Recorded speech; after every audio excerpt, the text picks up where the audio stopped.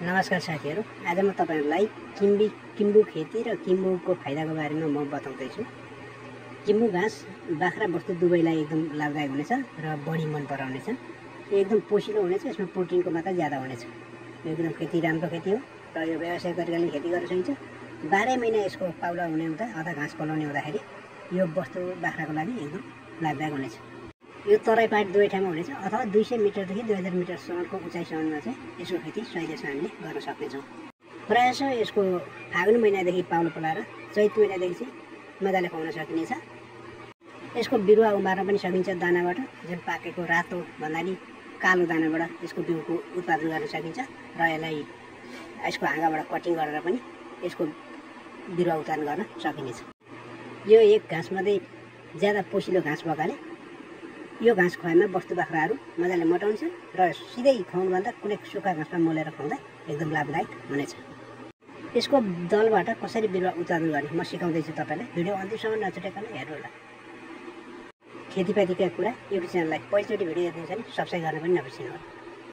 बिहामा यसको दानाबाट बिरुवा उत्पादन गर्नको लागि सर्वप्रथम त यसको पाकेको फल जुन फागुन चैतमा देखा पर्छ, रातो चाहिँ नभएर कालोलाई चाहिँ टिप्नुस् कति उत्पादन गर्ने हो।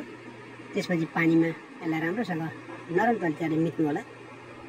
पाके फललाई मिचिसकेपछि त्यसभित्र भएका मसिना बियाहरू बाहिर देखा पर्छ र त्यसलाई चाहिँ एउटा गमला अथवा कुनै मैलो माटो अथवा आधा मल र आधा माटो मिसाएको गमला अथवा मैलो खेतमा चाहिँ लगेर छर्न सक्नुहुन्छ र सिँचाइ अगाडि गरेको हुनुपर्छ र त्यसपछि तपाईँले सुक्खा भएमा सिँचाइ गर्दै गर्नुपर्ने हुन्छ।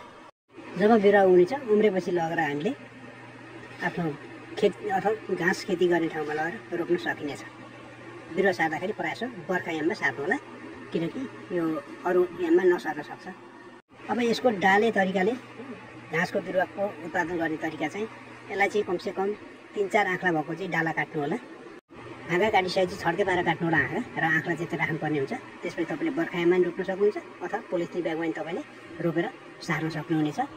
पोलिथिन ब्यागमा चाहिँ तपाईँले 20 देखि 25 दिनभित्र चाहिँ यसको पाउला पलाएको देख्न सक्नुहुनेछ। सुक्खा भएमा सिँचाइ गर्दै गर्नुपर्ने हुन्छ। पोलिथिन ब्यागमा भने बारीमा पनि रोपेको छ भने पानी हाल्दै गर्नुपर्ने हुन्छ। त्यसलाई हल्लाउने काम चाहिँ गर्नु हुँदैन। छड्के पारेर काटेको डाक्लालाई ढुसीनाशक औषधि प्रति लिटर 2 ग्रामका दरले मोलेर त्यसलाई 30 मिनटसम्म भिजाउनु पर्ने हुन्छ। त्यसपछि आफूले कहाँ लगाउने हो खेती त्यो ठाउँमा लगेर हामीले व्यावसायिक तरिकाले अथवा घाँस डाले घाँस हामीले रोप्न सक्नेछौँ। एकदम पोसिलो खेती भएकाले यो लगाउँदा एकदम फाइदा हुन्छ।